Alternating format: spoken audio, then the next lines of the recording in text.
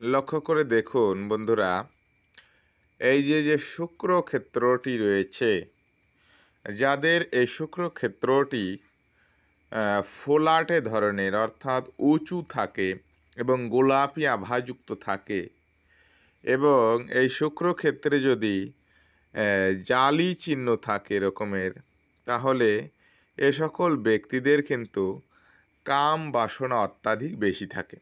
এবং এইখানে বিবাহ রেখা যদি অনেকটা লম্বা হয়, তাহলে এদের বিবাহ কিন্তু অনেক ধীরে হয়।